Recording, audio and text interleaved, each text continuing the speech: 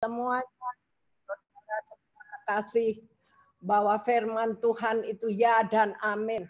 Ya saudara, kita tidak bisa berkompromi dengan apapun juga. Tuhan urapi kami semuanya, urapi hamba-Mu, biarlah semua ini keluar dari rancangan-Mu Tuhan, hikmat dan pengwahyuan-Mu Tuhan. Untuk meneguhkan, menguatkan kami semuanya Tuhan, untuk kami tetap tinggal di dalam Engkau Tuhan, dan firman itu melekat di dalam hidup kami, karena hanya firman-Mu Tuhan, hanya Engkau Yesus yang mampu menyelamatkan, membukakan Tuhan perekonomian anak-anak-Mu yang saat ini semuanya dalam kondisi yang menurun ya Bapak. Tapi kami tahu bersama dengan Engkau anak-anak-Mu Tuhan akan melakukan perkara yang besar. Mereka akan dibukakan pintu-pintu yang mereka tidak pernah sebelumnya lakukan Tuhan. Engkau yang membukakan bagi umat-Mu. Karena mereka tinggal di dalam Engkau. Mereka Tuhan melekat kepada firman-Mu Tuhan. Mereka tinggal di dalam pokok anggur Tuhan. Yang benar Tuhan. Terima kasih ya Bapak. Saat ini biarlah mulut hamba-Mu ini menjadi mulut-Mu, menjadi pipa corong-Mu Tuhan. Untuk berkata-kata Tuhan. Untuk mereka Tuhan. Semangat yang baru, kekuatan yang baru, pengharapan yang baru di dalam Engkau Tuhan, mengalir di dalam kehidupan kami. Semua katakan amin.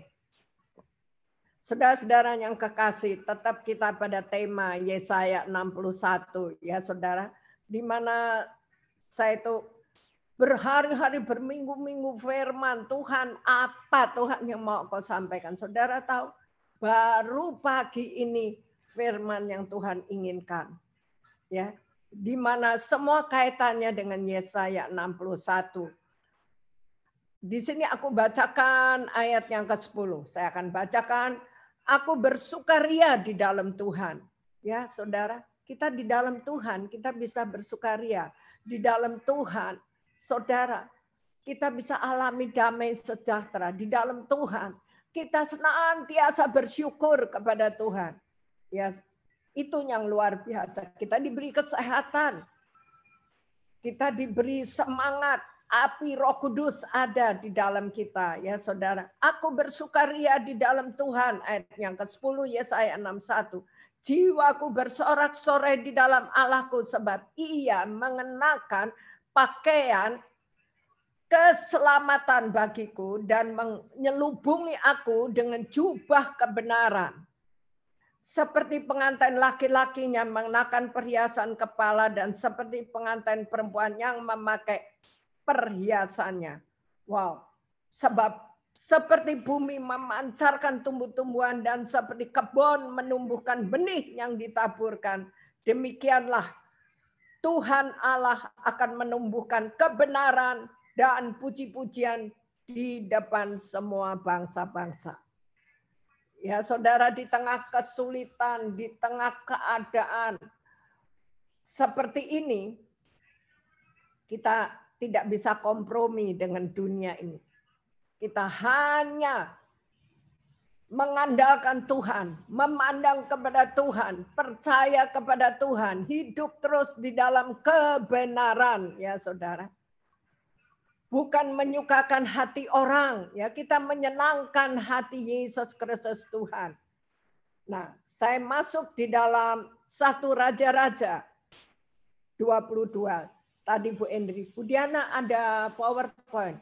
Orang saya firman ajar.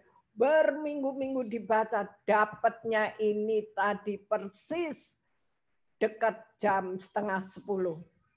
Ya saudara, itu sampaikan ini kepada umatku. Ya saudara, di sini saya bacakan. 3 tahun lamanya orang tinggal aman dan 1 Raja-Raja 22 ya saudara. Akhir hidup Ahab yang menyedihkan ya saudara. 3 tahun lamanya orang tinggal aman dengan tidak ada perang antara Aram dan Israel. Pada tahun yang ketiga pergilah Yosafat Raja Yehuda kepada Raja Israel. Berkatalah Raja Israel kepada pegawai-pegawainya, tahukah kamu bahwa Ramot Gilead sebenarnya milik kita, tetapi kita tinggal diam saja dan tidak merebutnya dari tangan raja negeri Aram, ya saudara. Lalu katanya kepada Yosafat, si Raja Israel, maukah engkau pergi bersama-sama aku dan memerangi Ramot Gilead? Jawab Yosafat kepada Raja Israel, kita sama-sama, aku dan engkau, rakyatku dan rakyatmu, kudaku dan kudamu, segala kekuatan diarahkan, ya saudara. Tetapi satu hal, perhatikan ini intinya saudara-saudara. Tetapi Yosafat berkata kepada Raja Israel, baiklah, tanyakan dahulu firman Tuhan. Tanyakan kepada Tuhan. Kita selalu berkomunikasi dengan Tuhan, apapun yang kita mau lakukan, ya saudara. Lalu Raja Israel mengumpulkan para nabi, kira-kira 400 orang banyaknya. Kemudian bertanyalah ia kepada mereka, apakah aku boleh pergi berperang melawan Ramot Gilead atau aku membatalkannya? Jawab mereka, majulah, Tuhan akan menyerahkannya ke dalam tangan raja. Ini 400 nabi. Makanya beberapa waktu lalu kita ikuti webinar bahwa hati-hati dengan pengajaran-pengajaran yang menyesatkan, ya saudara. Tetapi Yosafat berkata, tidak adakah lagi di sini seorang nabi Tuhan supaya dengan perantaranya kita dapat meminta petunjuk. Dia tanya kepada Raja Israel. Yosafat kan diajak oleh Raja Israel. Dia nggak puas dengan jawaban sekian banyak orang. Jawab Raja Israel kepada Yosafat, masih ada seorang lagi yang dengan perantaranya dapat kita minta petunjuk Tuhan. Tetapi aku membenci dia. Dibenci. Orang benar itu selalu nggak disukai orang. Ngomong benar itu selalu tidak disukai orang. Karena mereka kebanyakan baper, bawa perasaan, ya saudara. Tetapi aku membenci dia sebab tidak pernah ia menubuatkan yang baik tentang aku, melainkan malapetaka. Orang itu ialah Mika bin Yimla. Kata Yosafat, janganlah raja berkata demikian. Yosafat tetap mau mendengarkan hamba Tuhan yang peka, yang tidak kompromi, yang tidak menyukakan hati orang banyak, tapi bagaimana menyenangkan hati Tuhan. Ya saudara, seperti itulah. Kemudian Raja Israel memanggil seorang pegawai istana, katanya, jemputlah itu Mika bin Yimla dengan segera. Sementara Raja Israel dan Yosafat Raja Yehuda duduk masing-masing di atas tahtanya dengan pakaian kebesaran di suatu tempat pengirikan di depan pintu gerbang Samaria. Sedang semua nabi itu bernubuat di depan mereka. Maka Sedekia bin Kenaana membuat tanduk-tanduk dari besi. Dia mau menunjukkan, dia mau dengan orang banyak-banyaknya menunjukkan bahwa ini loh, dengan tanduk besi ini ya kita akan musnahkan rasanya. Beginilah firman Tuhan, dengan ini engkau akan menanduk Aram sampai engkau menghabiskan mereka. Juga semua nabi itu bernubuat demikian. Udah satu rombongan besar ya. Majulah ke Ramot Gilead dan engkau akan beruntung, Tuhan akan menyerahkannya ke dalam tangan raja. Suruhan yang pergi memanggil Mika itu berkata kepadanya, ketahuilah, nabi-nabi yang sudah berkumpul segitu banyak, itu sudah sepakat meramalkan yang baik. Semua kumpulan yang besar ini sudah meramalkan yang baik bagi raja. Hendaklah engkau juga berbicara seperti salah seorang dari mereka dan meramalkan yang baik. Jadi hamba Tuhan yang benar ini, pelayan Tuhan yang benar yang tidak pernah kompromi, udah dibisik-bisikin di telinganya untuk berkata yang sama dengan rombongan yang besar. Tetapi ayat 14, Mika menjawab, demi Tuhan yang hidup, sesungguhnya apa yang akan difirmankan Tuhan kepadaku, itulah yang kukatakan. Supaya ia sampai kepada raja, bertanyalah raja kepadanya, Mika, apakah kami boleh pergi berperang melawan Ramot Gilead? Atau kami membatalkannya? Jawabnya kepadanya, majulah dan engkau akan beruntung, sebab Tuhan akan menyerahkannya ke dalam tangan raja. Ini kali si Yosafat yang bertanya ya. Lalu jawabnya, telah kulihat seluruh Israel bercerai-berai di gunung-gunung seperti domba-domba tidak mempunyai gembala. Sebab itu Tuhan berfirman, mereka ini tidak punya tuan. Baiklah masing-masing pulang ke rumahnya dengan selamat. Kemudian si Raja Israel berkata kepada Yosafat, bukankah telah kukatakan kepadamu, hai sahabatku Yosafat, tidak pernah ia menubuatkan yang baik tentang aku, melainkan hanya malapetaka. Kata Mika, sebab itu dengarkanlah firman Tuhan. Aku telah melihat Tuhan sedang duduk di atas takhtanya dan segenap tentara sorga berdiri di dekatnya, di sebelah kanannya dan di sebelah kirinya. Dan Tuhan berfirman, siapakah yang akan membujuk Ahab untuk maju berperang? Supaya ia tewas di Ramot Gilead.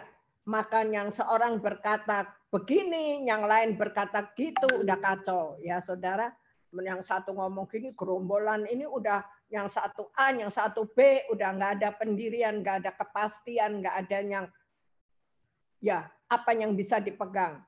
Dan Tuhan berfirman, siapakah yang akan membujuk Ahab untuk maju berperang? Supaya ia tewas di Ramot Gilead. Maka seorang berkata kepada yang lain, ya tadi begini begitu. Kemudian tampillah suatu roh. Ingat, lalu berdiri di hadapan Tuhan. Ia berkata, aku ini akan membujuknya. Tuhan bertanya kepadanya, dengan apa? Jawabnya, aku akan keluar dan menjadi roh dusta dalam mulut semua nabinya. Ia berfirman, biarlah engkau membujuknya dan engkau akan berhasil pula. Keluarlah dan perbuatlah demikian. Ayat 23, karena itu sesungguhnya Tuhan telah menaruh roh dusta ke dalam mulut semua nabimu. Sebab Tuhan telah menetapkan untuk menimpakan malapetaka kepadamu. Sesudah itu tampillah salah satu ya dari imam itu, Sedekia bin Kenaana.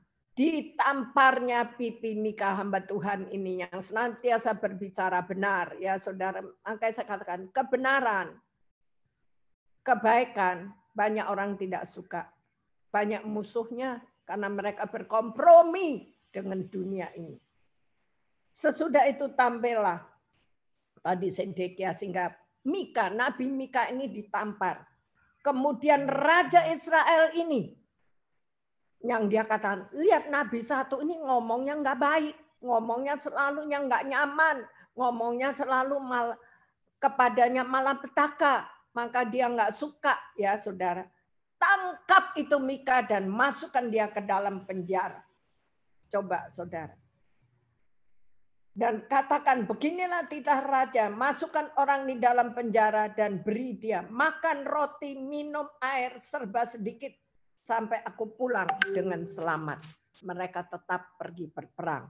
Tetapi jawab Mika, jika benar-benar engkau pulang dengan selamat. Mika yang di penjara, ya kan, jika engkau benar-benar pulang dengan selamat, tentulah Tuhan nggak berfirman kepadaku dengan perantaran aku. Lalu disambungnya, dengarlah hai bangsa-bangsa sekalian. Itu Mika berkata kepada semuanya. Raja Israel berkata kepada Yosafat, aku akan menyamar. Mau menyamar, mau apa, kalau Tuhan sudah berbicara memberikan jalan, jangan kita mencobanya, saudara. Maka di sini dikatakan, aku akan menyamar dan masuk pertempuran, tetapi engkau pakailah pakaian kebesaranmu, ini kepada Yosafat. Lalu menyamar Raja Israel, kemudian masuk ke dalam pertempuran. Adapun Raja negeri Aram telah memberi perintah kepada panglima pasukan keretanya, 32 orang banyaknya. Janganlah kamu berperang melawan sembarang orang. Bukan sembarangan orang yang akan dimusnahkan, melainkan melawan Raja Israel. Raja Israel tadi udah dikatakan dia menyamar, saudara, ya, supaya dia tidak terbunuh. Segera sesudah panglima pasukan itu melihat Yosafat, mereka berkata, itu pasti Raja Israel, karena Yosafat pakai pakaian kebesarannya. Lalu majulah mereka untuk menyerang dia. Tetapi Yosafat langsung teriak, saya bukan Raja Israel, tapi saya adalah Raja Yehuda. Yosafat. Tetapi pertempuran itu bertambah sengit, ya saudara. Kenapa? Ayat 34. Tetapi seseorang menarik panahnya dan menembak dengan sembarangan. Ingat, kalau Tuhan menetapkan, itu enggak ada orang yang bisa merubah, ya saudara-saudara kekasih. Tetapi seseorang menarik panah dan menembak dengan sembarangan, enggak tahu arahnya kemana. Itu dan mengenai Raja Israel, bayangin, nembak sembarangan tapi bisa mengena pada sasaran, ya saudara.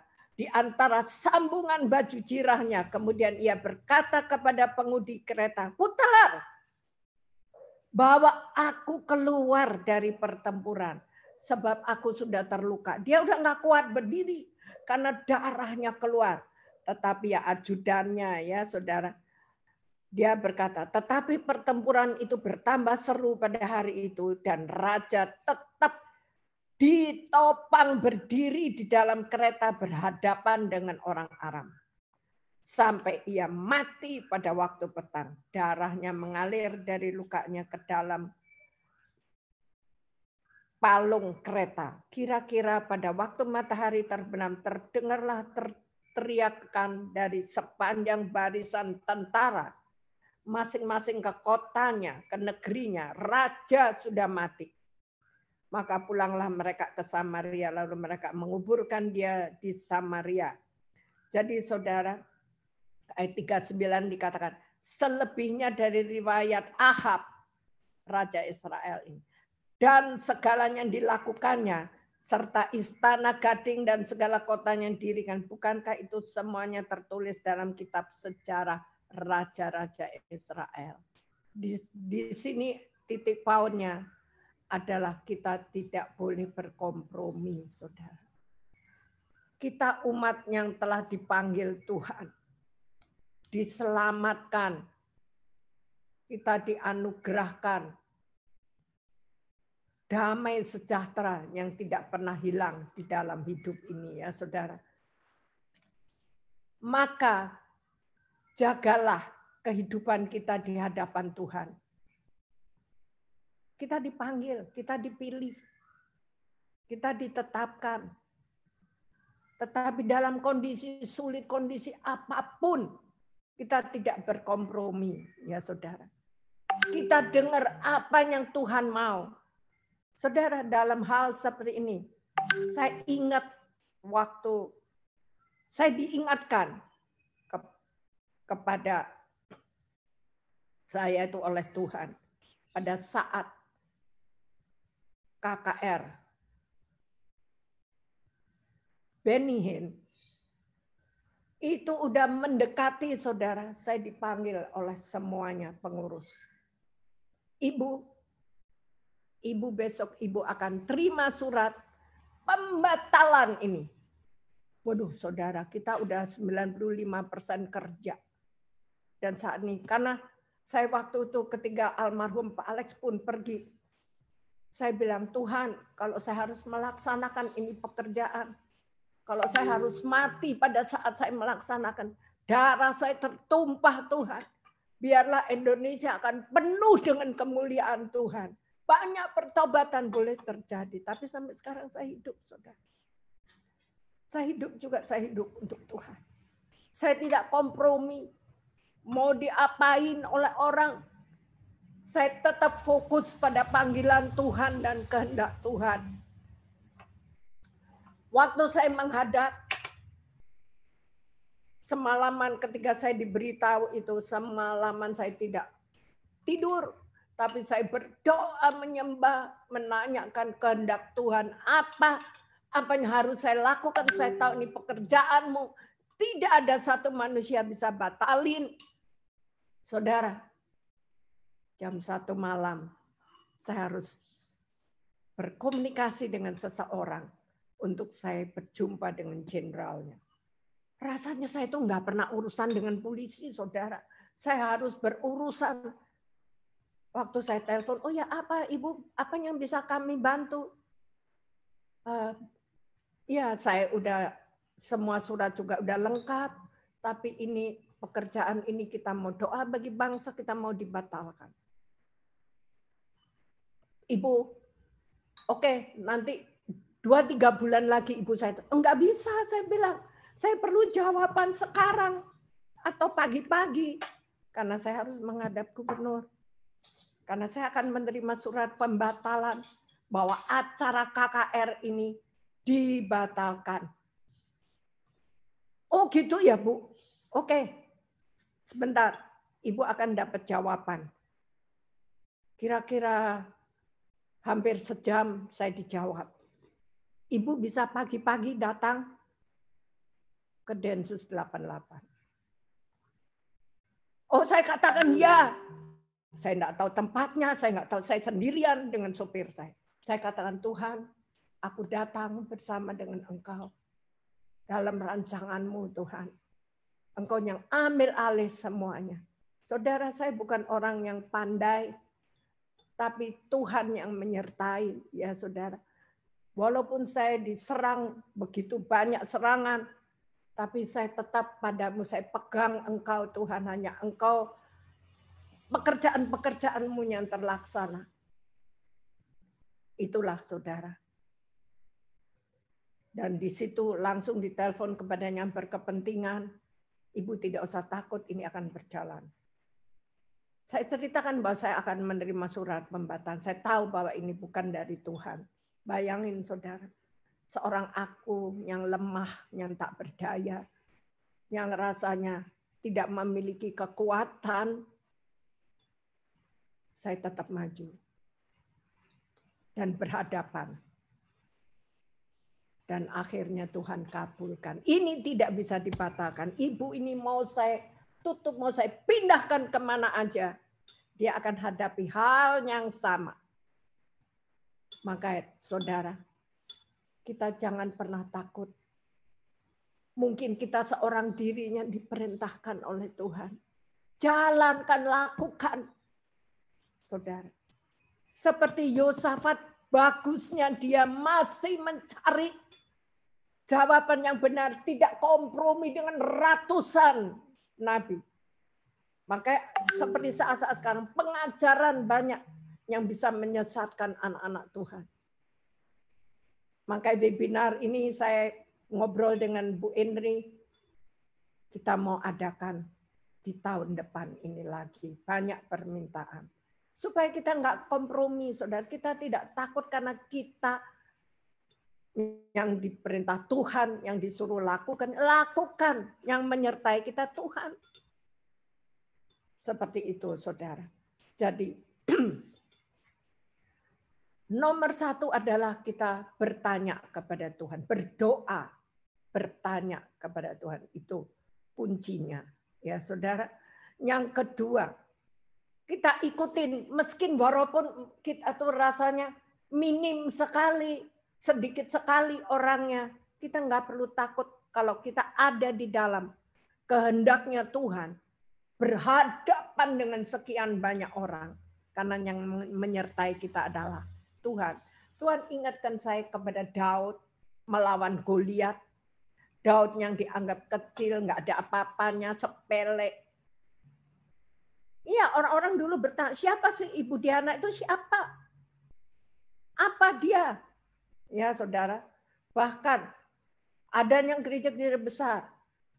Wah, pastor, kita yang di pihak yang gereja yang paling besar di Indonesia. Tapi saya jawab, kami di sini merangkul semua denominasi. Kita tidak pilih khusus satu denominasi. Disitulah Pastor Benihin lengkap. Disitulah saya yang ada di balik almarhum Pak Alex. Berjuang, saudara. Saya hanya berdoa. Kita hanya berdoa, minta jalan dari Tuhan. Jalan Tuhan itu jalan yang terindah, jalan yang simple. Sekalipun mungkin di luar kita rasanya kayak dimusuhi orang banyak, ditekan, diapain. Jangan takut kepada penekanan. Jangan takut kepada fitnahan. Jangan takut apabila saudara ditinggalkan manusia atau saudara dicopot oleh manusia. Tuhan nggak pernah meninggalkan kita. Tuhan menyertai kita, saudara. Ikuti saja kehendak Tuhan, saudara. Yang ketiga, kita harus hidup melekat kepada Tuhan. Makanya yang dikatakan di Yohanes, bahwa kita tinggal di dalam pokok anggur. Kalau kita di dalam dia apa saja, engkau akan dibuat Tuhan itu berhasil, saudara. Jadi jangan pernah takut di dalam dunia ini menghadapi siapapun juga. Tapi takutlah apabila roh Tuhan itu meninggalkan kita. Ingat Raja Israel siapa ini? Saul. Tuhan nggak salah pilih Saul. Tetapi bagaimana cara kita mengikut setia kepada firman Tuhan. Tidak berkompromi. Ya saudara. Dan terjadilah Saul berkompromi. Tuhan suruh musnahkan semuanya. Dia simpan si Raja Agag. Dan semua harta kekayaan, domba-domba, kemuk-kemuk, semua disimpan. Dan itu mempersembahkan Tuhan. Tuhan nggak mau hasil yang dari tidak benar, saudara. Tuhan mau hidupmu dan hatimu, tindakanmu, kesetiaanmu, keteguhanmu. Itu yang Tuhan kehendaki. Ya saudara, ikuti aja kehendak Tuhan. Jangan takut, saudara. Saya udah menghadapi semuanya juga. Tapi saya katakan, aku tahu Tuhan hanya Engkau, andalanku. Aku ada di dalam-Mu ya Bapak. Dan saya merasa seperti seorang Bapak yang memeluk saya. Rasa teduh, rasa aman, rasa damai, saudara. Itulah Tuhan kita. Yang membuat kita tenang. Hidup melekat kepada firman Allah. Dan lakukan perintahnya. Ini firman, ini mengajar kepada kita. Sosok guru yang luar biasa. Hanya dia yang bisa merubah kehidupan manusia. Karena Tuhan mau umatnya kudus di hadapannya. Ya saudara. Yang keempat, saudara. Ketaatan kita. Ketaatan itu mendatangkan berkat. Ya saudara, kita dengar.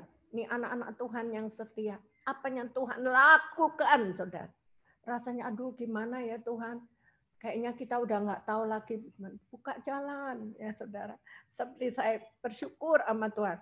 Tahu-tahu open PO. Banyak orang yang pesan. Padahal lumayan agak mahal ya saudara. Tapi banyak dicukupi gitu loh saudara. Cukup apa yang kita butuhkan. Itu Tuhan luar biasa ya saudara. Jadi kita mengandalkan Tuhan, percaya kepada Dia, berdoa kepada Dia. Jangan pernah kita kompromi dengan ini orang banyak ini semua di sini. Saya ini udah sering kali berhadapan seperti ini. Tapi nggak bisa saya katakan Tuhan mengatakan seperti ini. Kalau saya harus sendiri ya nggak apa. Saya nggak takut. Karena seperti Daud, kita ada di barisan Allah yang Maha Kuasa, saudara. Kalau ini udah yang menciptakan, yang memberikan nafas, yang memberikan kehidupan, yang menumbuhkan tumbuh-tumbuhan, yang memberikan kita makanan, saudara, yang menyembuhkan segala penyakit yang sudah divonis, saudara. Masa kita mau kompromi dengan orang banyak? No, jangan takut kepada kebanyakan orang, tapi takutlah akan Tuhan. Taatlah kepada Dia, setia kepada Dia. Kokoh pendirian kita tidak bisa diombang-ambingkan oleh apapun. Jangan seperti ada sih di firman Tuhan. Nanti kalau angin lesus ke kanan, ikut semua ke kanan. Nanti ke kiri, ikut ke kiri. Enggak. Tuh, Tuhan kasih ketetapan kepada kita. Yang lemah pun Dia kuatkan. Lihat Daud menghadapi keluarganya. Salomo yang dikatakan bukan Salomo. Siapa itu yang Absalom, anaknya sendiri yang mau menggulingkan bapaknya. Tapi Daud hanya berharap kepada Tuhan. Daud hanya berdoa kepada Tuhan. Ya saudara. Seperti itulah. Makanya kenapa kita harus baca firman Tuhan? Supaya kita tahu ceritanya. Supaya kita tahu apa yang Tuhan lakukan pada zaman nabi-nabi. Dan pada zaman sekarang ini firman ini berlaku. Dari Dia adalah Alfa dan Omega. Yang awal dan yang akhir. Firman Allah tetap hidup karena Dia Allah yang menyertai kita. Saya tidak akan banyak ya, tidak akan panjang-panjang karena kita akan masuk dalam perjamuan kudus. Yang keempat tadi, ketaatan itu mendatangkan berkat, yaitu damai di dalam kehidupan kita. Kalau kita berdoa, Tuhan itu mendengar kita, ya saudara. Kita pasti diberkati dalam seluruh aspek kehidupan kita. Kita pasti dilindungi, dijauhkan dari kecelakaan maut, dijauhkan dari kelalaian orang. Banyak orang, kita udah jalan, orang ini jalan benar tapi juga ditabrak. Orang ini udah hati-hati tapi juga dicopet, dirampok. Saya pernah, saudara, waktu itu keluarga saya belum ada yang di dalam Tuhan. Hanya saya yang suka baca Alkitab, saudara. Karena Alkitab inilah yang menuntun kehidupan saya. Dari orang yang lemah, tak berdaya, dari keluarga yang sederhana. Papa saya hanya pegawai negeri, ya saudara, saya tidak bisa mimpi besar, tapi ada mimpi di dalam hati ini. Dan firman ini yang membawa saya kepada jalannya, tuntunannya, saudara. Jangan pernah kita tidak membaca firman. Bacalah firman. Saudara, kita akan merasakan mujizat Tuhan itu yang luar biasa. Ya saudara. Jadi udah bener aja masih di ini. Rumah udah dikunci juga bisa dirampok. Ya saudara. Tapi keselamatan itu yang luar biasa. Tuhan jauhkan semuanya. Jadi melekatlah kita kepada Tuhan. Setialah kepada Tuhan. Takutlah akan Tuhan. Ya saudara. Orang yang mencari pasti mendapat, ya saudara. Carilah Tuhan, ya saudara. Karena kita mencari Tuhan, mencari ini yang menetapkan kehidupan, yang memberikan, yang membuat laut, yang membuat daratan. Ya itu bos kita yang paling besar adalah Yesus Kristus Tuhan. Berharap kepada Dia. Mujizat yang saya dapat. Saya tidak akan pernah melupakan Dia. Saya tahu bahwa saya tinggal di dalam Dia. Apapun saya bertanya kepada Tuhan. Jadi jangan takut kepada singa yang mengaum karena iblis berusaha untuk merontokkan imanmu dengan kondisi situasi keadaan ya seperti zaman sekarang, zaman pandemi ini. Bahkan Indonesia yang sudah melandai, kita mengucap Indonesia yang banyak dibicarakan oleh bangsa-bangsa lain, negara-negara lain, bagaimana bisa COVID ini sampai mereda. Tapi kita harus ikuti peraturan, ya sudah. Kalau kita dengarkan cerita orang macam-macam, manusia banyak sekali perkataan-perkataannya. Tapi kita hanya pegang janji Tuhan, kita pegang firman Tuhan. Nah, kita jadi tenang kalau kita dengar ABC gini. Wow, pusing, saudara-saudara akan jadi stres. Sekarang nih banyak orang stres. Kenapa? Mereka akhirnya sakit mah, sakit lambung. Ya, mungkin dengan dari cara makan yang salah, nggak makan tepat waktu, tapi kebanyakan oleh karena ini pikiran menekan karena mencari jalan. Ya, cari jalanlah kita bersama dengan Tuhan. Karena saya pernah sakit mah, yang lambung saya udah parah, bahkan mau dibuang sepotongnya, saudara.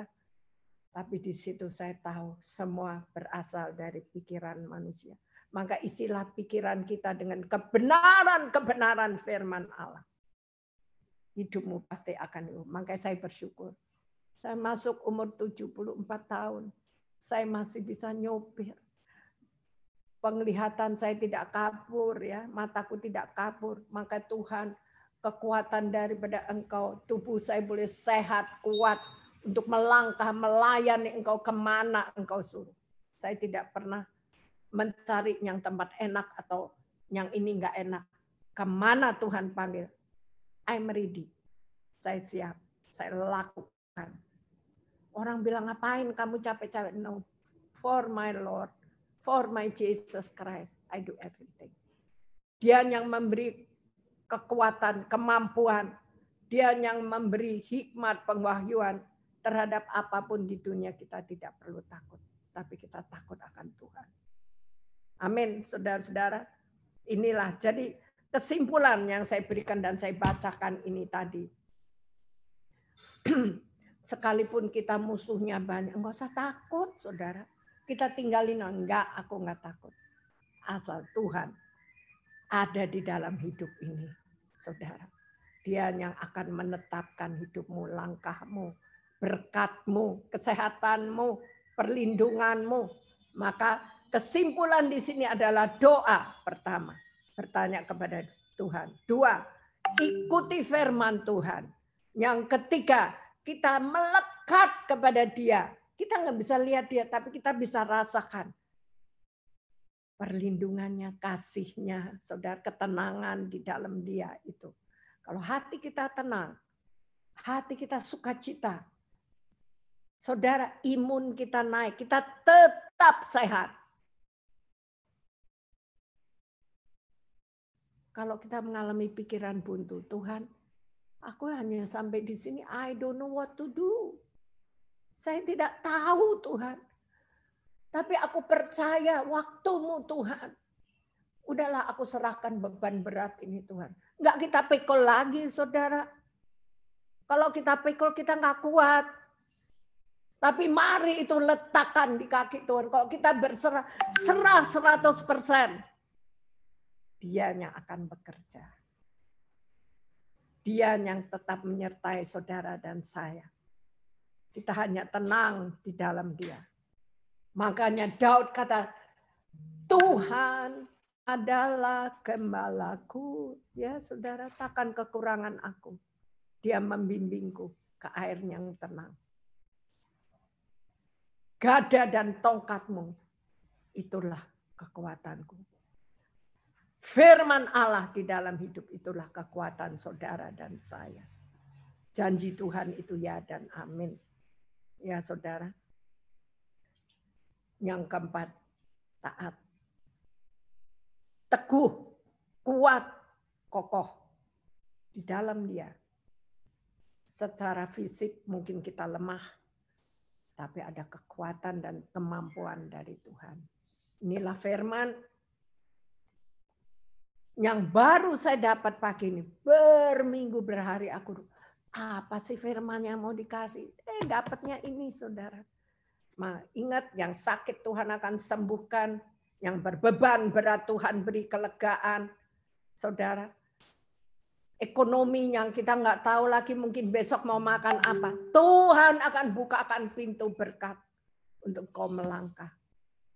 Ya, hamba-hamba Tuhan di sini alami, saya juga alami Tuhan. Saya bersyukur banget, berterima kasih banget dari orang tak berdaya. Tuhan jadikan kita kuat. Ya saudara, Tuhan jadikan kita memiliki semangat saudara. Tuhan buat kita damai sejahtera, itu yang menyegarkan tubuhmu. Yang sakit akan sembuh. Semuanya akan dipulihkan. Dalam nama Yesus Kristus Tuhan. Amin. Saya kembalikan